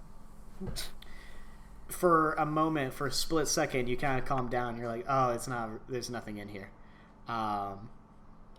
You just think the blue spot's just something, and it kind of rolls around and faces you, and you see that the little blue spot has a face, and it's crying, and it's lets out another little squeal. Oh, I go over and I help it. Well, I go over. Let me rephrase that. I go over and I assure it that I'm here to help it, to not be scared. It's crying pretty heavily, and it seems to have been stuck underneath this rock for so long that it's run out of tears. It is just kind of giving up. I moved the rock off of it. I roll a strength check. Okay. Strength. It's on your abilities. Abilities? Shit. I got a 14. Okay, well then you push on the rock and you try it from several different directions. At one point you push it in one direction and it squeals even louder. Woo! So you let go of it quickly, and so you kind of go the opposite direction. You push it and you can see the tail is stuck underneath this rock. And you kind of think about it, and you're like, I need to get this rock off of him. And inside, it's really, really odd, but inside your chest, you almost feel a pressure, like someone pushing down on you. And you quickly push the rock as hard as you can, and the Pokemon jumps free. Yay. And now it's just kind of huddled in one of the, like, towards the wall, kind of wrapped up within its tail, and it's kind of giving you a side eye, but it's whimpering and still crying a little bit.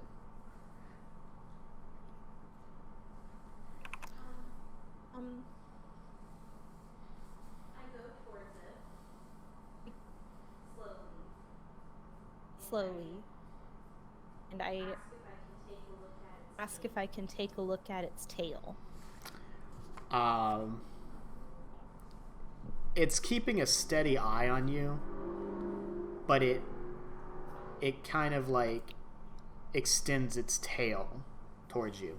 Now, looking at the tail, you can see that it's got a very long kind of how would you describe it? Jolty? I don't know. It's bent in places, but you can tell like it's supposed to be kind of bent like that. It's kind of like spindly, but the tail itself almost looks like someone deflated a tennis ball. Like it's kind of like flattened in. Oh God. Do you want to help it? I do want to help it. Roll a nature roll. Poor thing. Nature. Oh God. Nature. Oh, that's bad. Okay. 8. It's not great. You It's not. so it extends its tail out to you, and the second you touch it, it cries and like grabs it back. It doesn't have any arms or legs. Well, it has legs, but it doesn't have any arms. But the tail kind of whips towards the body again, and you're like, no, it's okay. And she slowly extends her tail back out to you, and kind of digs her face into the rock because she kind of knows it's gonna hurt again. And you take it. You take the ball and you very softly just hold it. You kind of stroke it, just very, very softly. And Yes. you put it inside both your hands. You're kind of holding it, and you squeeze ever slightly, just a little bit. And it squeals a little bit, it cries a little bit, and when you let go, it puffs up like it just got super inflated with air. Oh. And you can see it's a little bruised. It's a little messy, but it seems to be doing much better now. And it turns to you and it smiles.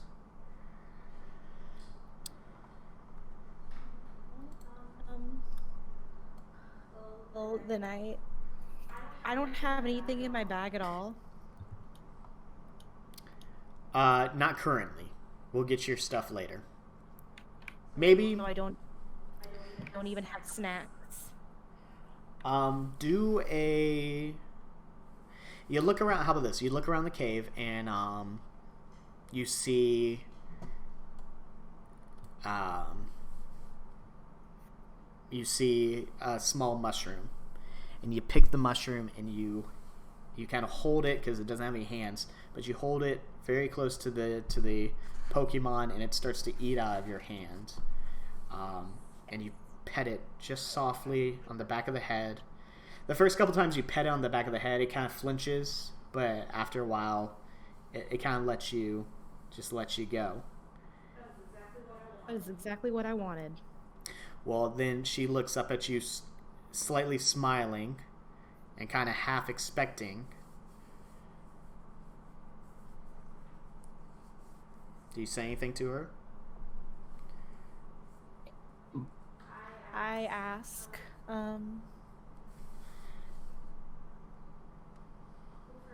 first, I tell her that she's gonna be okay, and ask her if she wants to come with me.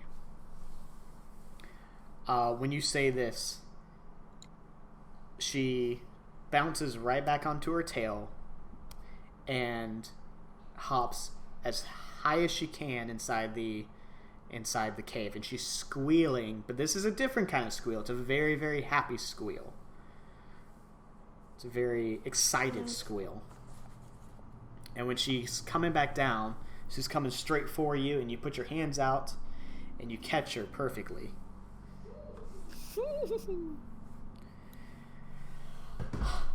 Lastly, save the best for last, sort of. This is gonna be tough. Mine was so sweet. Willie is walking down a cave, and the second his friends are out of eyesight, Willie, you kind of deflate a little. And suddenly you feel like a weight's kind of been taken off of you. Like you're no longer performing for the outside world, for everyone else. How are you feeling right now?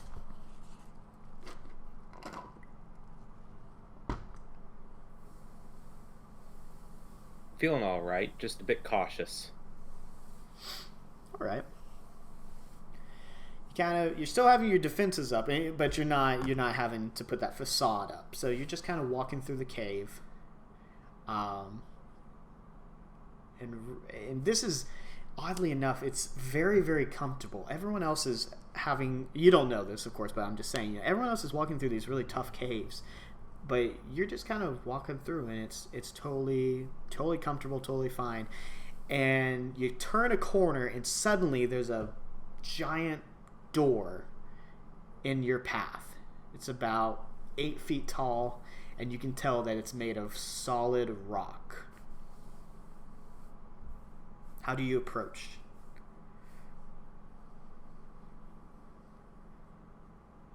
Just a bit slower than usual. All right. What do you do when you come across this door? You've walked, you slow down, but you're right on top of it. What do you do now?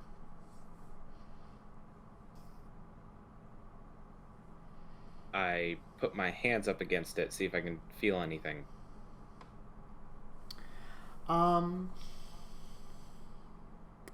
Roll an investigation check. Okay. So that's a total of 7. You feel slight vibrations through the rock, but they're nothing that indicates.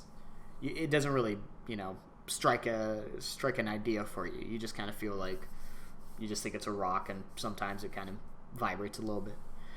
But as you put your hand against it, you definitely can feel that it's not a part of the walls or anything. It's definitely separate. It's definitely a door. And you push on it just a little bit, and you see at the ground it moves just slightly. So why don't you do a strength check?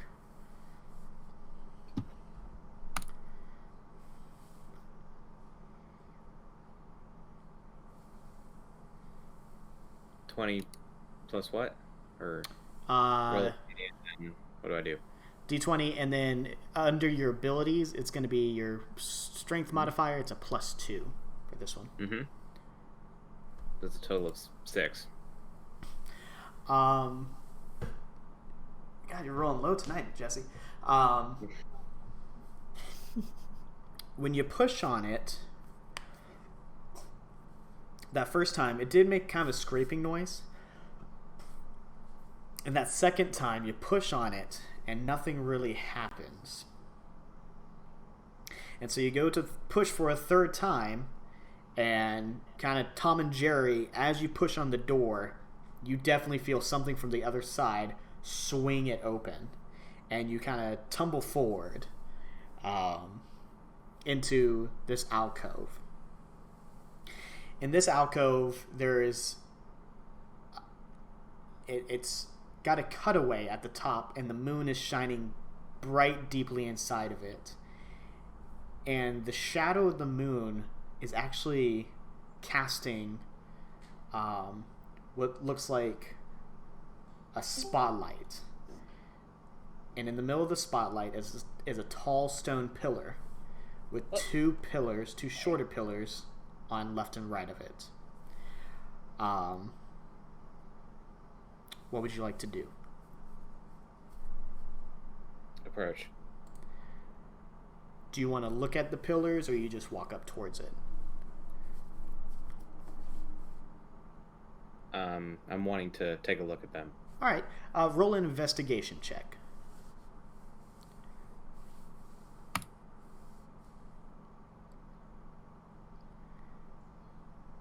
Four. It's a chair. It looks like a table and two chairs. But that's all you can really get from it. You know, there's not. You're not having much of an idea.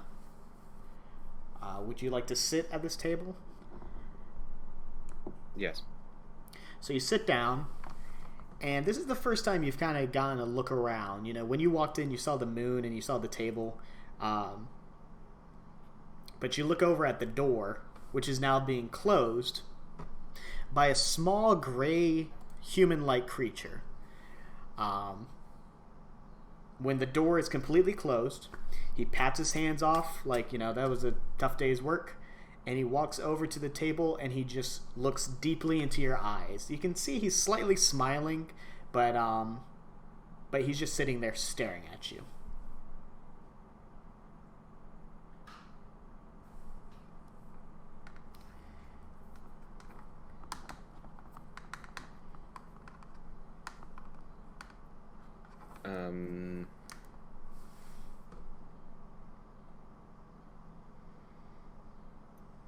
Hey, can y'all hear me? Yeah. Now we can. Yeah, I can hear you. I got kicked off the internet. Oh, fun. Sorry. I just That's where I went. I kind of just gaze right back at him. Don't say anything. Okay, what's going through your head right now? What are you thinking?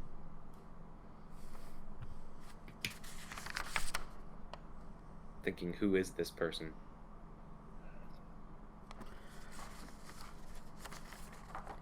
You kind of squint at him, and it's kind of like I make a lot of references, comparisons, so just bear with me when I do.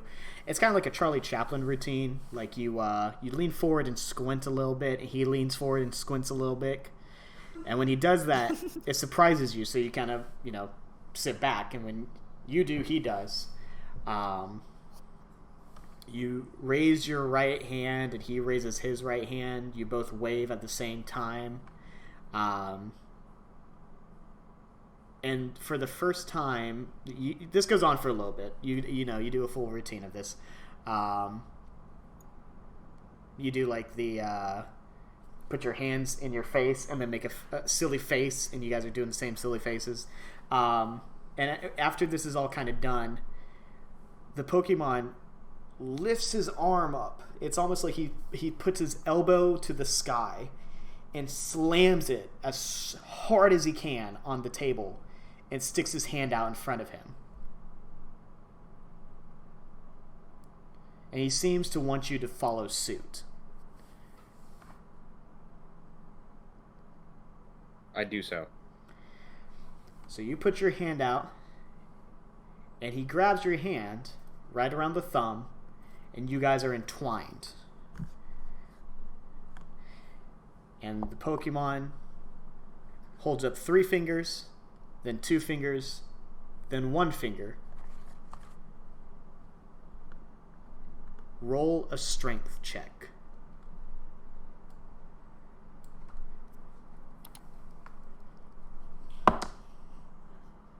$15.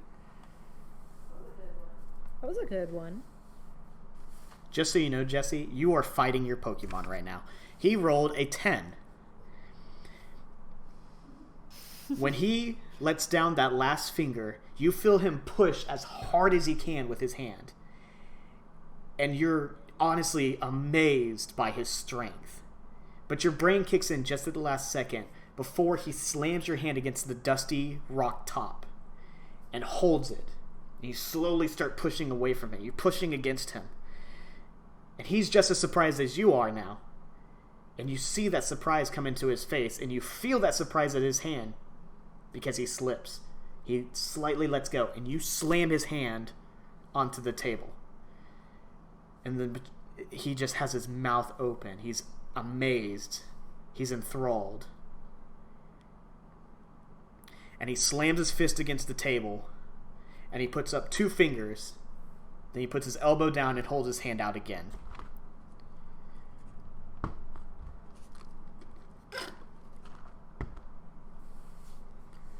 Do I have a second one? He puts up his hand. You grabbed his hand. Is that what you're saying? Yep. He puts up his hands. Damn. He counts down 3, 2, 1 again, and you roll a strength check. Ooh. 21. Oh. Ooh. Is that with your modifier? Yes. So, you got the upper hand this time. You know exactly what's going on. The second that last finger goes down, you feel him push, and you slowly, or not slowly, you fiercely push away his hand. And you see him grab the stone table. There's not like a lip or anything on this, but he grabs it, and you can almost see his fingers on his left hand sink into the table. And he catches your eye, and you see the slightest of smirks. And he whips your hand right back to the other side, slams your hand deep inside the rock. It almost creates a little indent, but it doesn't hurt. It didn't hurt at all. After he does this, he jumps onto the chair, and he shows off his muscles, and he's smiling like crazy. And then kind of realizes what just happened. He sits down and he shakes his head like in understanding, like, yeah, okay. And he holds up 2 fingers again. And he puts his elbow down and he throws his hand up one more time. Actually, he hovers his elbow right above the table and he's watching it. You can see him thinking inside his head. And then he looks up at you and smiles and pulls his elbow away. And then puts his left elbow onto the table and puts his hand out. You ready for best 2 out of 3? Yep, let's do it.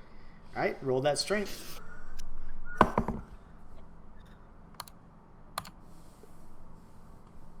$13.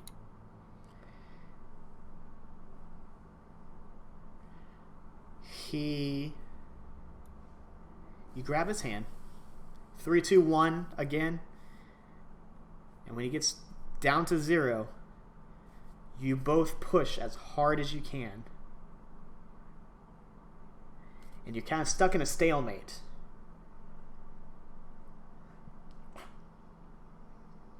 And slowly, his hand starts pushing a little harder.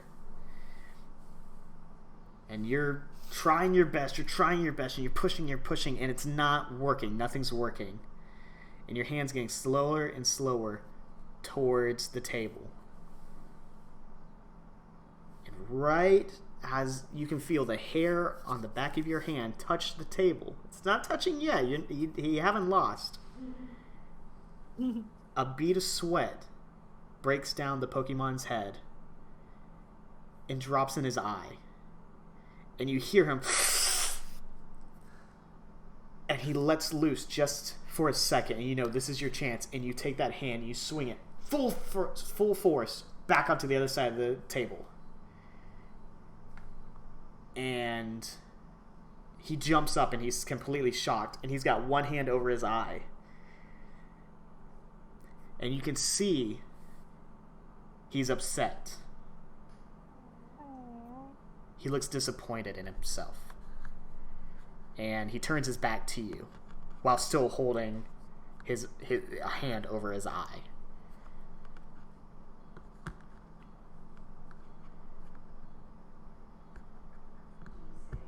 Do you say, Jesse?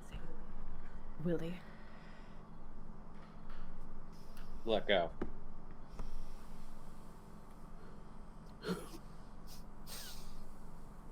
What'd you say? I'm sorry.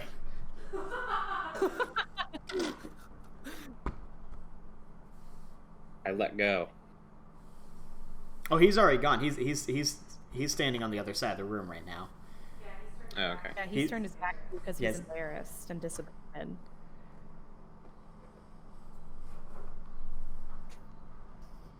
What do you say? Hmm.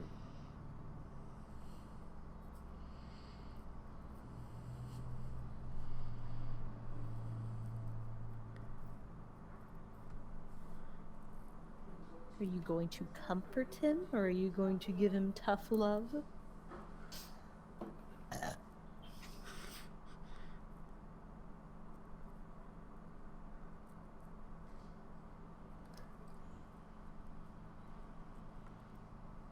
I think Willie would say, I guess I won that time.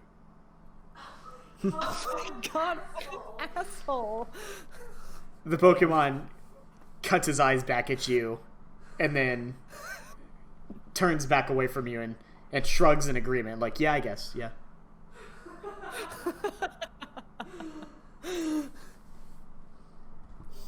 Wow.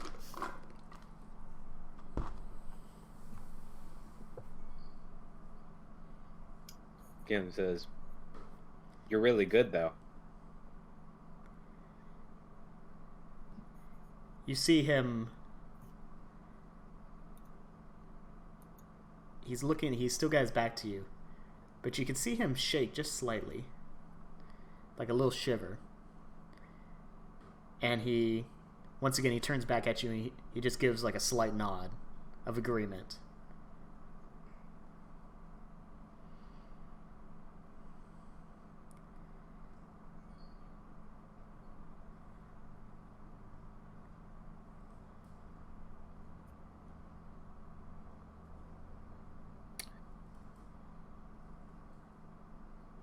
Willie says, want to try again? Aww. The Pokemon turns around and you can see he's got a full smile. And he starts wiping his eyes, and you can't tell if it's because he's still in pain from the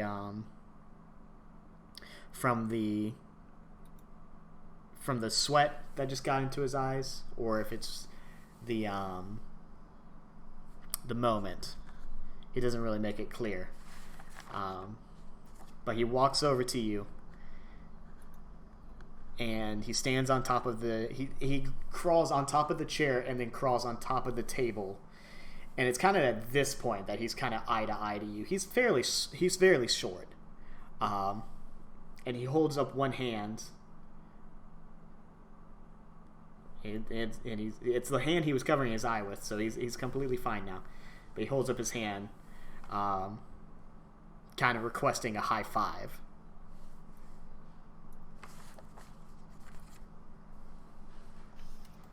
Give it to him. All right, Jesse, I want you to roll a Constitution saving throw. So you're gonna roll a D20, and on your ability list, you're gonna add the ST instead of the modifier. But for this one, it's the same number, so you're still adding that. I think that's usually how it happens. I don't think it's different, really. 15. You high five him, and when you do, he doesn't budge an inch. When you high five him, it's like you're slapping a brick wall, and your finger kind of your hand stings for a second, but ultimately you're like, yeah, that was okay. Here, let's take a 5-minute breather, and we'll be back in a second.